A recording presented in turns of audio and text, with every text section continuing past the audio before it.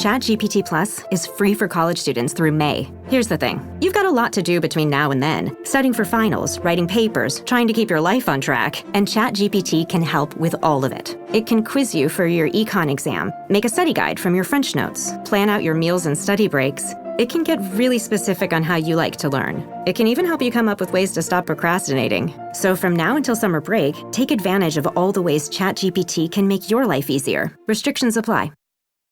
Welcome to Good Morning Hospitality, your one-stop shop for the latest news, noteworthy trends, and thought-provoking discussions across the industry.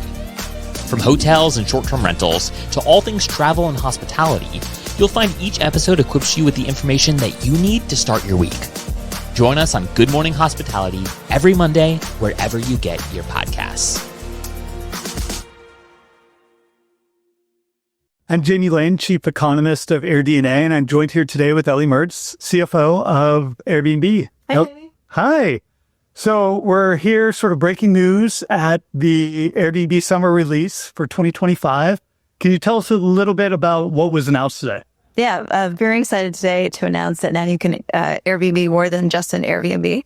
So what we announced, three things. One, Airbnb services. These are incredible services that make your stay even better. Airbnb experiences. This is a reimagined experiences offering where we're connecting you with local hosts who know the best of their cities. And third, we launched a fully redesigned app that allows you to book not just your home, but also services and experiences very easily all in one place. So when I think about traditional hotels, and I came from the hotel industry, a resort hotel is generating almost 50% of their revenue from services, experiences, things on top of the sort of room rate. Do you think Airbnb can ever sort of get to that sort of additional ancillary spend from people sort of booking other things through Airbnb? Well, I think the hotel number that you reference is important in terms of thinking about how people spend their travel dollars. And we do know that today the average guest is spending almost the same amount outside of their Airbnb as they are spending on the Airbnb, which presents a really large opportunity for us to effectively increase our travel wallet share. And that all begins with services and experiences. So how should the average Airbnb host think about the additional revenue that they can now be generating through the Airbnb platform?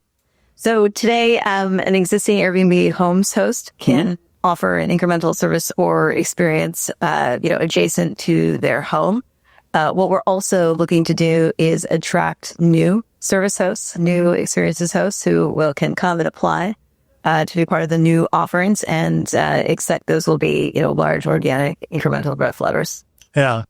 And I loved sort of seeing Brian up on stage and sort of talking about all the things that you can book, and you can sort of imagine, and if I was in Austin for a bachelor party, of sort of piecing together a chef, piecing together maybe a masseuse or guys and whatever everyone was going to do. But do you think there's sort of a package opportunity in the future if I can get like the Austin bachelor party or the Nashville bachelorette party and sort of book through Airbnb, or is it going to be something that someone's going to have to sort of piecemeal put together for their experience? I think the packaging that is certainly a large future opportunity. Today, we are day zero in terms of launching services and experience. What you should expect there is that we'll be scaling both of those offerings. And, probably some future point where the offerings are, sufficiently dense that we can put together fuller trips is something that we'll consider. Yeah. And then how much do you feel like this launch pulls Airbnb out of the travel category? Because it does feel like when you see the list of services up there, they're very attractive to maybe people in their home market that they might book when they're not traveling. Yeah. So how big do you see that opportunity for in sort of the home service market? Yeah. I think there's a huge expansion opportunity by not just filling out the trip, so not just filling out what we offer you when you're traveling, but also for the guest today to think about, these are services, these are experiences that I would want to do in my home city.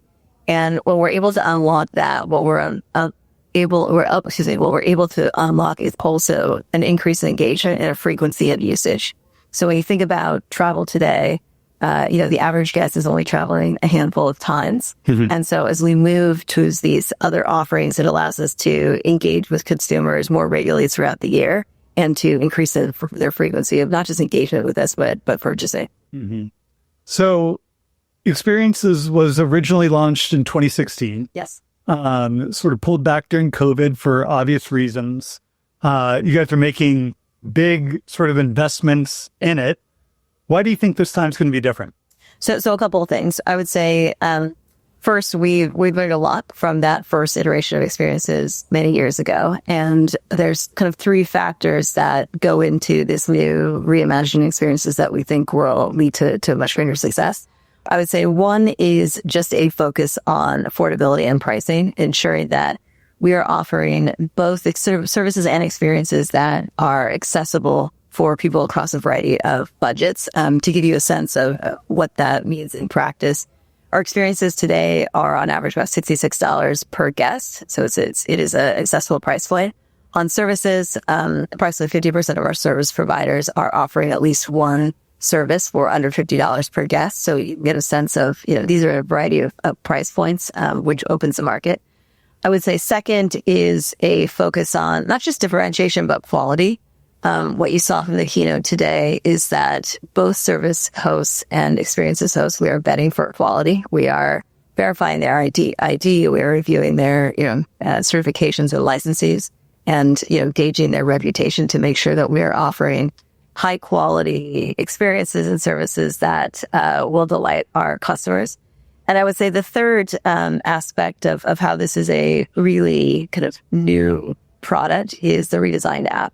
So the redesigned app now travels with you as a guest from that moment that you come to Airbnb and book a home to maybe several weeks or several months later when you're, filling out that trip and building out the itinerary. And so the redesigned app allows us to merchandise the right things at the right time to match effectively the guest's trip cycle, which we think will be really additive in terms of having people book more than just a home with us.